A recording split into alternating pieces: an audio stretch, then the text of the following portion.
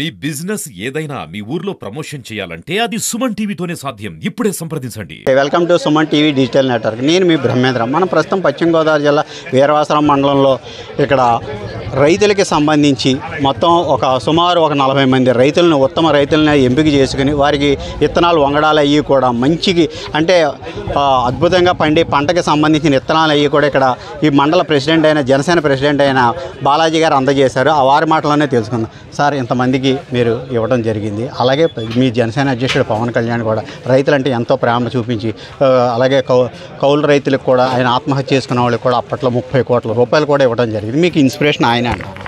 అవునండి. ప్రతి అడుగు పవన్ కళ్యాణ్ గారు ఆశయాన్ని, ఆలోచనల్ని ప్రతి కార్యకర్త కూడా పాటిస్తారు.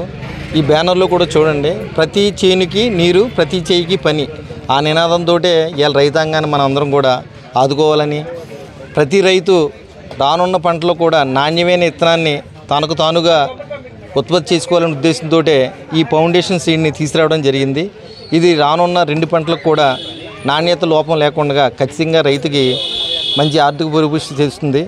దీన్ని గ్రామంలో గ్రామాన్ని ఎంపిక చేసుకోగలిగితే ఆ గ్రామంలో రైతులందరూ కూడా ఆ సీడ్ని అందజేయగలగరు.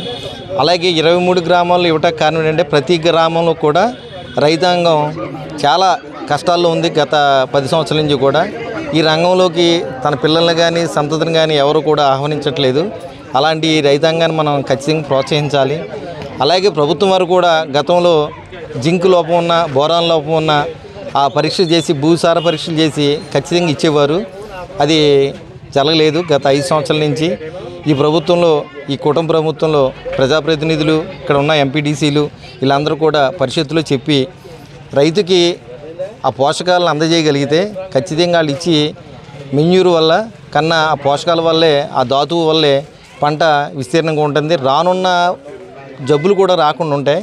అలాగే విచ్చలవిడిగా కూడా భూమిని పాడు చేయొద్దు. దయించి భూమిని మనం ఖచ్చితంగా రీఛార్జ్ చేసుకోవాల్సిందే. సంపదని సృష్టించగలకి తప్ప పర్యావరణం కాపాడుకోవాల్సిందే.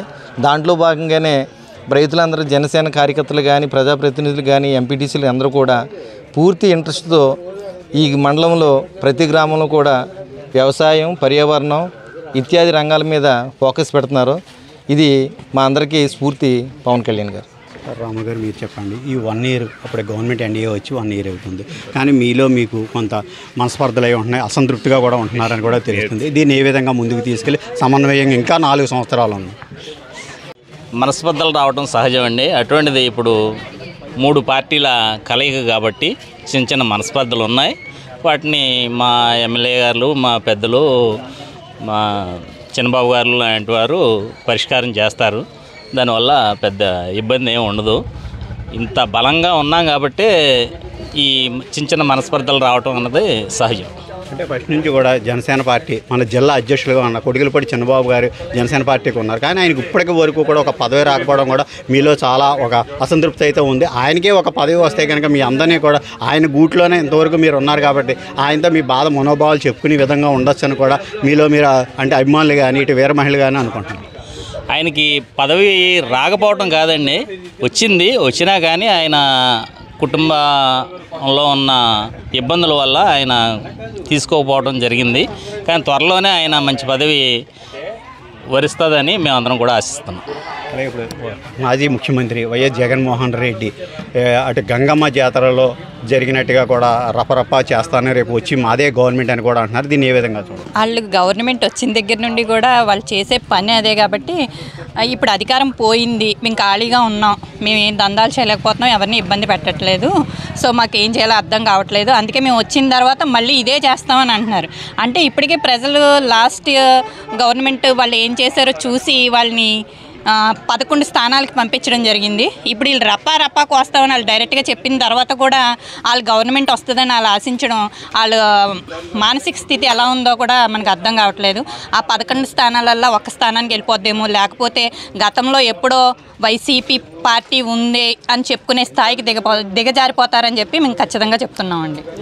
ఈ కుటుంబ ప్రభుత్వం గెలిచిన తర్వాత 1 ఇయర్ కంప్లీట్ అయింది సక్సెస్ఫుల్గా. ప్రజలందరూ కూడా చాలా ఆనందంగానే ఉన్నారు. ఎవరు కూడా నిరుత్సాహ నిరుత్సాహపడట్లేదు.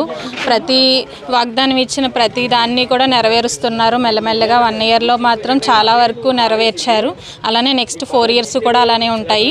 అలానే నెక్స్ట్ వచ్చే 5 ఇయర్స్ ఎలక్షన్ కంప్లీట్ అయిన తర్వాత నెక్స్ట్ మళ్ళీ కూడా కూటమి ప్రభుత్వమే విన్ అవుతుంది. ప్రజల్లో అంత మంచి ఆదరణ అయితే ఉన్నదని చెప్పి మేము కూటమి నాయకులుగా కార్యకర్తలుగా తెలియజేస్తున్నాం. ఎలక్షన్ పరంగా కూటమి నాయకులందరూ మంచి సమయస్ఫూర్తితో కమిట్మెంట్తో పనిచేసాం.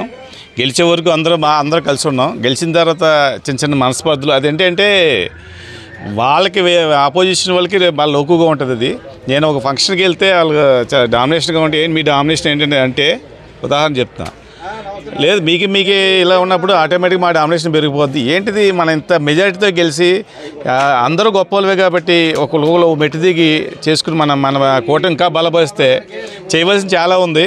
మన మీద ఎక్స్పెక్టేషన్ చాలా పెట్టుకున్నారు జనం. అది రీచ్ అవ్వాలంటే కంపల్సరీ అందరూ నా ఎమ్మెల్యేలు, ఎంపీలు, సీఎం గారు, పవన్ కళ్యాణ్ వీళ్ళు కాదు, మనం కూడా మన వంతుగా చాలా కష్టపడాలి.